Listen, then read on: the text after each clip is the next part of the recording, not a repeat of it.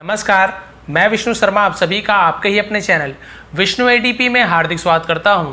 और आप सभी को पता है स्वतंत्रता दिवस पास आने वाली है, 15 अगस्त को है। और 15 अगस्त ही बहुत से लोग उसे 15 अगस्त के नाम से ही जानते हैं, 15 अगस्त। लेकिन एक्चुअल में 15 अगस्त तो डेट थी जिस दिन हमें आज़ादी मिली थी हमारे देश को।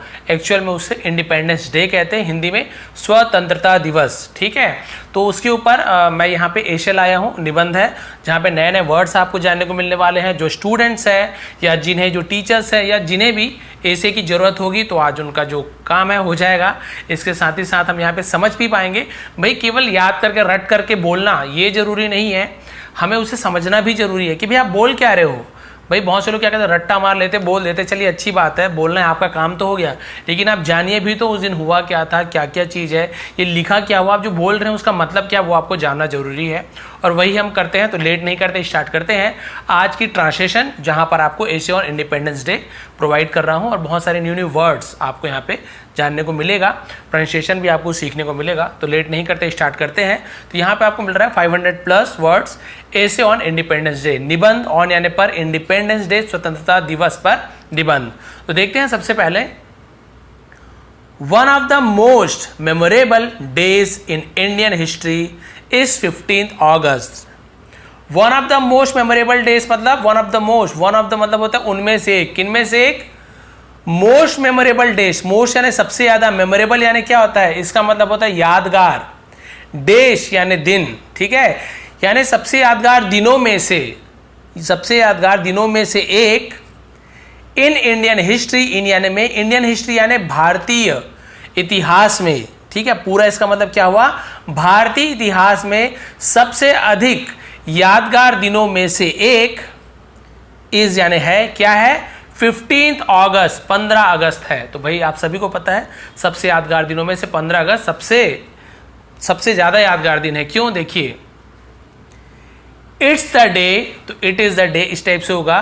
तो ये वो दिन था, इट इज द डे मतलब ये वो दिन था, ऑन विच यानी जिस पर द इंडियन सब कॉन्टिनेंट, द इंडियन सब कॉन्टिनेंट का मतलब क्या होता है, उप महाद्वीप, भारतीय उप महाद्वीप ऐसे बोलेंगे। ठीक है, गॉट इंडिपेंडेंस यानी गॉट यानी मिला, इंडिपेंडेंस यानी आजादी, after a long struggle, after यानी के बाद, अ लॉन्ग यानी लंबी, स्ट्रगल यानी संघर्ष, यानी एक लंबे संघर्ष के बाद, ठीक है, भारतीय उपमहाद्वीप को क्या मिली थी, आजादी मिली थी इस दिन पर। ठीक है, तो पूरा मतलब क्या होगा, यह वह दिन है जिस दिन भारतीय उपमहाद्वीप को क्या मिली थी, लंबे संघर्ष के बाद आजादी मिली थी। ऐसे हो जाएगा। हर वर्ड का मीनिंग तो आपको बता दिया हूं, लेकिन पूरा सेंटेंस इस प्रकार से होगा ताकि आपको समझ भी तो आए कि आखिर यहाँ पे कहा क्या गया है। तो ये क्लियर हो गया। आगे देखते हैं फिर क्या हुआ। India only has 3 national festivals. Bharat के पास ओनली यानी केवल, हैज यानी है, क्या है उसके पास, देखिए, 3 नेशनल फेस्टिवल, राष्ट्रीय त्योहार, राष्ट्रीय पर्व। भारत के पास क्या है, 3 राष्ट्रीय पर्व हैं। कौन कौन से, देखिए, दैट आर, जो हैं, सेलिब्रेटेड यानी जिसे क्या क्या आता है, मनाया जाता है। तो हम क्या बोलेंगे, जिसे मनाया जाता है, by the whole nation as one, by यानी द्वारा, द होल नेशन, होल यानी होता है पूरा, यहाँ पे डब्ल्यू साइलेंट हुआ, केवल होल पढ़ेंगे, होल नेशन यानी पूरा देश, पूरा राष्ट्र ऐसे बोलेंगे, एज वन यानी एक साथ। ठीक है, तो इसका पूरा मतलब क्या होगा यहाँ पर कि भाई भारत का जो है वहाँ पे 3 राष्ट्रीय पर्व है। भाई ऐसे तो भारत में बहुत सारे त्योहार हैं, लेकिन राष्ट्रीय पर्व कौन कौन से हैं, 3, जिसे पूरा देश क्या करता है, एक साथ मनाता है। कौन कौन से, देखिए, one being the independence day, जिसे 15 अगस्त भी कहते हैं, वन बीइंग एक है जिसे क्या बोलते हैं, इंडिपेंडेंस डे यानी स्वतंत्रता दिवस 15 अगस्त, एंड और द अदर 2 बीइंग, और दो दूसरे हैं, अदर यानी दूसरे, अन्य, 2 बीइंग और 2, कौन कौन से, देखिए, रिपब्लिक डे जिसे हम गणतंत्र दिवस कहते हैं, 26 जनवरी। ठीक है, 26 जनवरी जिसे नाम से जानते हैं, जिसे रिपब्लिक डे कहते हैं, गणतंत्र दिवस। बहुत से लोग को थोड़ा कंफ्यूजन हो जाता है कई बार। तो गणतंत्र दिवस के दिन क्या हुआ था, भाई हमारे जो संविधान लिखा गया था, ठीक है, तो उसे हम रिपब्लिक डे कहते हैं उस दिन। तो यहाँ पे क्लियर हो गया। और कौन सा, देखिए, एंड गांधी जयंती, और गांधी जयंती 2 अक्टूबर, ठीक है। तो जो 2 अक्टूबर को गांधी जयंती मनाते हैं वो तीसरा है। तो 3 राष्ट्रीय पर्व कौन कौन से होगा? 15 अगस्त यानी इंडिपेंडेंस डे, 26 जनवरी जिसे हम रिपब्लिक डे कहते हैं, गणतंत्र दिवस, और तीसरा है हमारा 2 अक्टूबर जिसे गांधी जयंती के रूप में मनाया जाता है, ठीक है। उनकी मतलब जन्म दिवस था, उस दिन जन्म हुआ था उनका। अब देखते हैं आफ्टर इंडिपेंडेंस, आफ्टर यानी के बाद, इंडिपेंडेंस यानी आज़ादी के बाद, स्वतंत्रता के बाद, India became the largest democracy, ठीक है। अब यहाँ पे देखिए इसे हम किस प्रकार से पढ़ सकते हैं, इसे पढ़ेंगे डेमोक्रेसी, डेमोक्रेसी, इस प्रकार से इसका सही उच्चारण डेमोक्रेसी ऐसे करेंगे, ठीक है। आफ्टर इंडिपेंडेंस, स्वतंत्रता के बाद, आज़ादी के बाद, इंडिया बिकेम यानी भारत बन गया या हो गया, बिकेम यानी कुछ चीज़ होना, क्या हो गया? द लार्जेस्ट, लार्जेस्ट यानी सबसे बड़ा, लार्ज यानी बड़ा, लार्जेस्ट यानी सबसे बड़ा, और ये क्या बताया था आपको? डेमोक्रेसी, डेमोक्रेसी यानी लोकतंत्र, प्रजातंत्र इन द वर्ल्ड, दुनिया में सबसे बड़ा लोकतंत्र कौन था? हमारा भारत बन गया आज़ादी के बाद। पहले तो भाई ब्रिटिशर्स के अंडर में था, इसलिए इंडिया का अलग से अस्तित्व नहीं था, लेकिन आज़ादी के बाद सबसे बड़ा लोकतंत्र बन गया। फिर क्या हुआ देखिए, वी फॉट वेरी हार्ड, हम लड़े, फाइट यानी लड़ना, फॉट यानी लड़े, पास्ट में हम लड़े, इसे भी फॉट पढ़ेंगे, जी साइलेंट होता है, केवल फॉट, हम लड़े, वेरी हार्ड बहुत कठिन, वेरी हार्ड यानी बहुत कठिन, टू गेट यानी पाने के लिए, प्राप्त करने के लिए, आर इंडिपेंडेंस, आर यानी हमारी, इंडिपेंडेंस यानी आज़ादी, फ्रॉम द ब्रिटिशर्स, फ्रॉम यानी से, द ब्रिटिशर्स यानी जो ब्रिटेन के लोग थे, जो ब्रिटिशर्स थे, ब्रिटेन वासी जिसे कहेंगे, उनसे, तो उनसे क्या हुआ? हमने बहुत कठिन लड़ाई लड़ी, ठीक है। वी फॉट वेरी हार्ड यानी हमने कठिन लड़ाई लड़ी आज़ादी पाने के लिए ब्रिटिशर्स से। इन दिस ऐसे, इस निबंध में, ऑन इंडिपेंडेंस डे, स्वतंत्रता दिवस पर, इस ऐसे में, इस निबंध पर, we are going to discuss, we are going to यानी हम करने जा रहे हैं, क्या करने जा रहे हैं?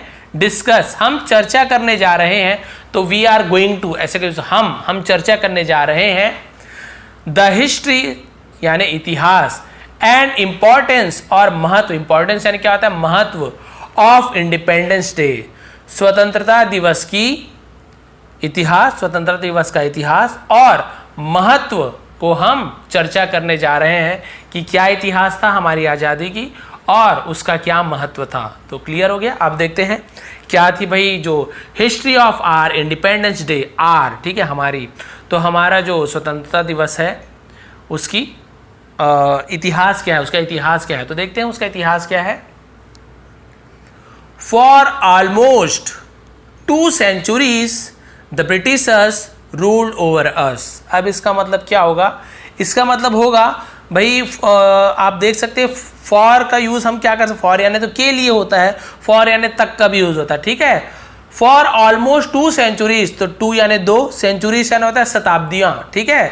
तो ऑलमोस्ट यानी लगभग, तो क्या हो जाएगा देखिए, the Britishers ruled over us, तो यहाँ पे क्या होगा, लगभग 2 शताब्दियों तक, लगभग 2 शताब्दियों तक ब्रिटिशर्स, जो ब्रिटिशर्स थे, ब्रिटिशवासी जो थे, रूल्ड ओवर अस, रूल यानी क्या होता है, राज करना, शासन करना, ओवर अस यानी हमारे ऊपर, तो लगभग 2 शताब्दी तक ब्रिटिशर्स ने क्या किया, हमारे ऊपर राज किया, हमारे ऊपर शासन किया। एंड और the citizen of the country, the citizen, citizen यानी क्या होता है, नागरिक, जो नागरिक है यहाँ के जो रहने वाले उसे सिटीजन कहते हैं, ठीक है। ऑफ द कंट्री यानी देश के, सफर्ड, सफर्ड यानी क्या होता है, भुगते, भुगतना, सफर यानी भुगतना, ठीक है।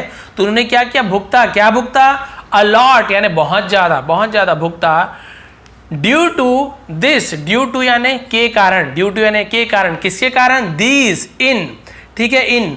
अब ये क्या हो गया, अप्रेशर्स, अप्रेशर्स का मतलब क्या था, उत्पीड़न, प्रताड़ना, पीड़ा, ठीक है, दर्द जिसे कहते हैं उसे अप्रेशर्स कहते हैं।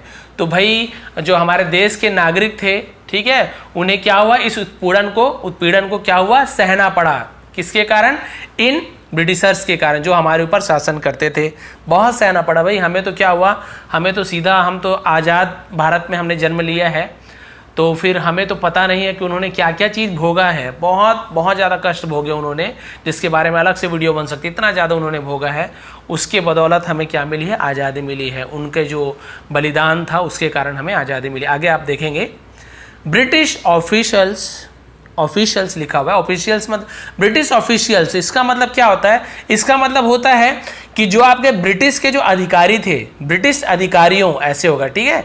तो ऑफिशियल्स लिखा हुआ है, ऑफिसर्स नहीं लिखा हुआ है। तो इसका मतलब भी ब्रिटिश अधिकारियों ने क्या किया? ट्रीट अस यानी हमारे साथ, ट्रीट यानी क्या होता है? व्यवहार करना। हमसे व्यवहार किया, जो ब्रिटिश अधिकारी ने हमसे व्यवहार किया। कैसा व्यवहार किया? लाइक स्लेव्स, लाइक यानी के जैसे, किसके जैसे? स्लेव्स यानी होता है दास, नौकर, नौकरों के जैसे, दास के जैसे हमारे साथ क्या किया? व्यवहार किया। अनटिल, जब तक we manage to fight back against them. We manage to fight back यानी फिर से लड़ाई करना, उनके खिलाफ लड़ना, उसे फाइट बैक बोलते हैं। अगेंस्ट यानी विरुद्ध, खिलाफ, देम यानी उनके। तो पूरा मतलब क्या होगा? जब तक हम उनके खिलाफ लड़ने में कामयाब ना रहे, ठीक है, जब तक हम उससे लड़ने में कामयाब रहे तब तक के उन्होंने क्या किया? हमारे साथ नौकरों जैसा बर्ताव किया। फिर क्या हुआ भाई? मतलब हम उसके अपने मालिक ही नहीं थे, हम खेती किसानी भी करते थे तो उन्हें कुछ हिस्सा देना पड़ता था। हम नौकरी भी कर रहे हैं, अपनी मेहनत से कुछ कमा रहे, व्यापार भी कर रहे हैं, तो भी उसका बहुत सारा हिस्सा वो लोग रख लेते थे और हम उसके बाद भी कुछ नहीं कर सकते थे। आगे देखते हैं। We struggled for our independence. हमने क्या किया? स्ट्रगल यानी क्या होता है? संघर्ष। हमने संघर्ष किया, फॉर यानी के लिए, आर इंडिपेंडेंस हमारी आज़ादी के लिए, स्वतंत्रता के लिए हमने संघर्ष किया। बट लेकिन वर्क टायरलेसली, लेकिन क्या किया? काम किया। टायरलेसली यानी होता है, टायर यानी आपसे होता है थकना, टायरलेसली यानी होता है अथक कार्य किया, बिना थके कार्य किया। एंड और सेल्फलेसली यानी क्या होता है? सेल्फिश जो बोलते हैं ना, खुद के लिए। तो सेल्फलेसली का मतलब क्या होगा? उसे हम बोल सकते हैं कि भाई जिसे हम बोलते हैं कि क्या बोलना चाहिए, बिल्कुल से हिंदी मेरे ध्यान से नहीं आ रहा है। हम उसे बोलते हैं निस्वार्थ, ठीक है। सेल्फलेसली आता है निस्वार्थ भाव से, जिसमें स्वार्थ ना हो। तो हमने अथक और निस्वार्थ भाव से आज़ादी के लिए संघर्ष किया। अंडर द गाइडेंस, अंडर यानी किसी के अंदर, किसके अंदर? The guidance of our leaders. Of यानी के, आर यानी हमारे, लीडर्स यानी नेताओं के, गाइडेंस यानी मार्गदर्शन, ठीक है। तो हमारे नेताओं के मार्गदर्शन के अंदर जवाहरलाल नेहरू, ठीक है, सुभाष चंद्र बोस, महात्मा गांधी, चंद्रशेखर आजाद एंड भगत सिंह, ठीक है, इन सभी के अंडर, इन सभी के नेतृत्व में, गाइडेंस में हमने क्या किया? अथक और निस्वार्थ भाव से हमने अपनी आज़ादी के लिए संघर्ष किया।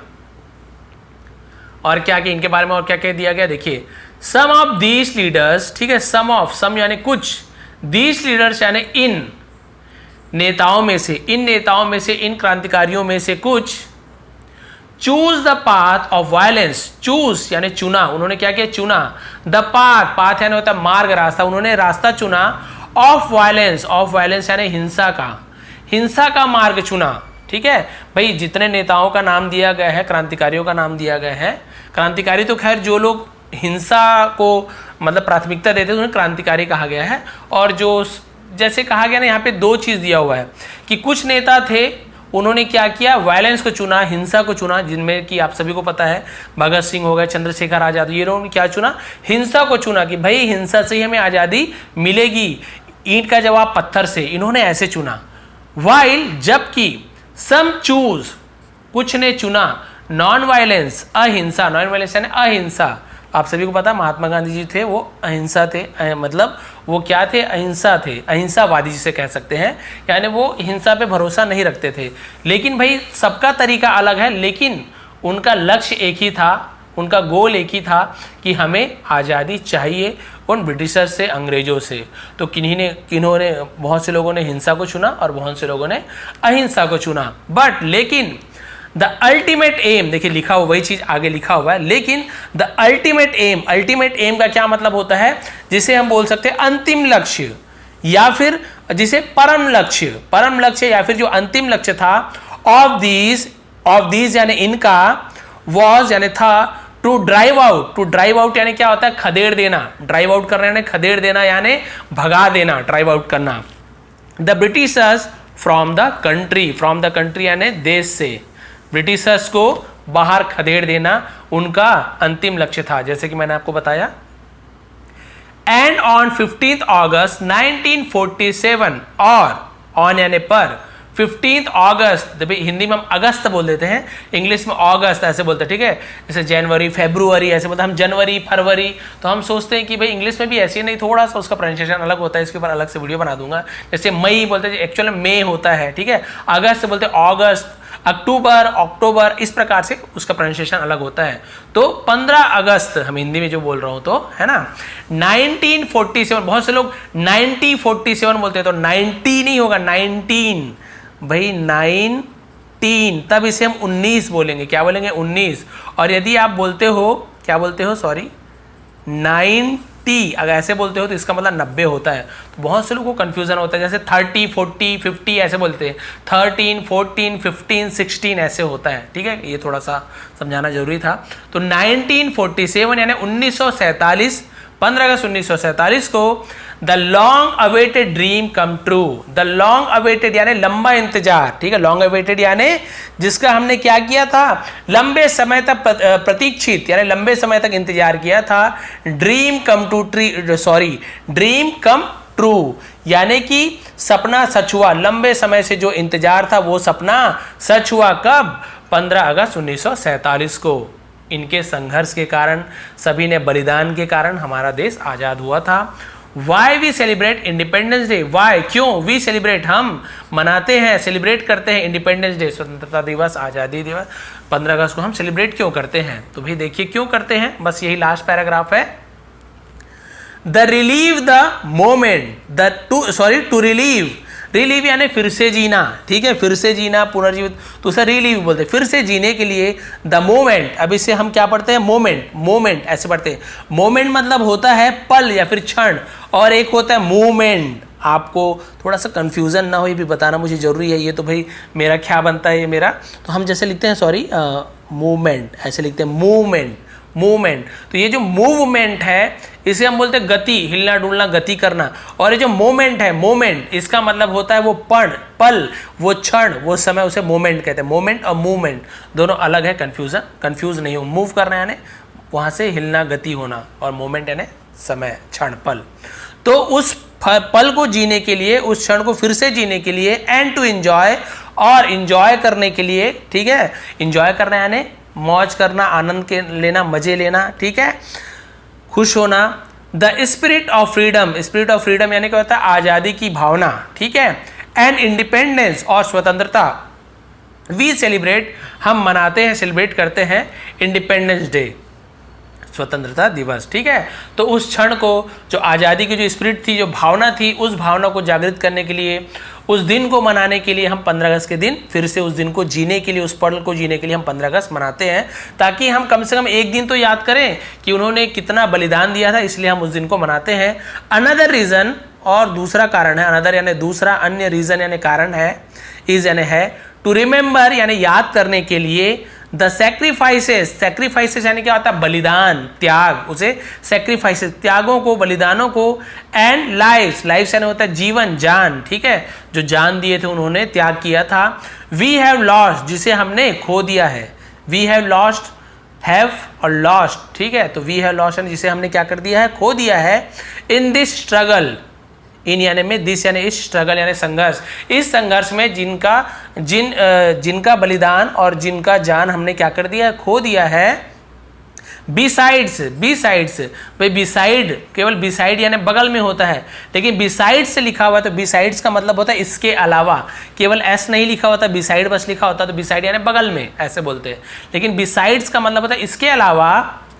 वी सेलिब्रेटेड, हम मनाते हैं। इट यानी इसे, टू रिमाइंड यानी फिर से याद करने के लिए, अस हमें याद कराने के लिए, दैट की, दिस फ्रीडम, ये आज़ादी, दैट जो, वी इंजॉय या जिसे हम इंजॉय कर रहे हैं, ठीक है, मजे ले रहे हैं, आनंद ले रहे हैं, इज अर्न कमाया गया है, अर्जित किया गया है, द हार्ड वे, कठिन रास्ते से, कठिन मार्ग से इस आज़ादी को हमने क्या किया है, इसे हमने अर्जित किया है, तो उसे हमें याद दिलाने के, रिमाइंड कराने के लिए, ठीक है, इसे रिमाइंडर बोलते हैं ना, याद कराना, तो भाई इसे याद करने के लिए भी मनाया जाता है। अभी लास्ट 2 लाइन देखते हैं।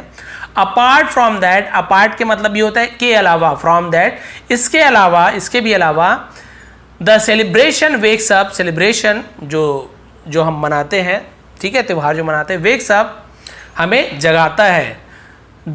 अब यहाँ पे देखिए इसका बहुत से लोग पेट्रियट, इसे पेट्रियट बोलते हैं, आपने पेट्रियोटिक ऐसे पढ़ा होगा, तो उसका मतलब देशभक्ति, ठीक है, जो क्या जगाती है, हमें देशभक्ति जगाती है, अस यानी हम में, इनसाइड अस यानी हमारे अंदर देशभक्ति जगाती है।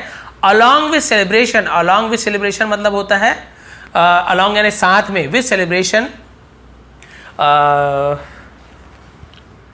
The young generation, young generation का मतलब क्या होता है, जो हमारी नई पीढ़ी है, यंग जनरेशन नई पीढ़ी है, तो हम इसे क्या करते हैं, सेलिब्रेट करते हैं, त्यौहार मनाते हैं, पर्व मनाते हैं। अब यहाँ पे आपको अक्वेंटेड होता है परिचित करना, उसे ज्ञान कराना, उसे अक्वेंटेड बोलते हैं। विद द स्ट्रगल यानी जो संघर्ष के साथ, ऑफ द पीपल लोगों के, who lived at that time जो जिए थे, ठीक है, जो जिए थे एट दैट टाइम उस समय पर, ठीक है। तो इसका पूरा मतलब क्या हुआ कि हम इसलिए भी इसे क्या करते हैं, मनाते हैं त्यौहार को, कि जो नई पीढ़ी है उसे क्या हो सके, परिचित हो सके, जान सके कि उस समय जो लोग थे उनका स्ट्रगल को, उनके संघर्ष को, जो उस समय क्या किए थे, जिए थे इस संघर्ष को, उसे नई पीढ़ी को भी क्या हो सके, परिचित करा सके, उन्हें जान सके, वो लोग भी जान सके कि उन्होंने कितना ज़्यादा हमारे लिए बलिदान किया था, त्याग दिया था, बहुत से लोगों की जान गई थी, ठीक है, और कितने कितने कष्ट भोगे थे, तब जाके हमें कहीं आज़ादी मिली है, जो हम अभी जी रहे हैं। अपने मर्जी के हम कुछ बोल सकते हैं, ठीक है, अपने मर्जी से खा सकते हैं, पी सकते हैं, घूम सकते हैं, ये क्या है, हमारी लाइफ अब स्वतंत्र है, हम पहले वैसे नहीं था। तो आप सभी को पता चलिए कितने ज़्यादा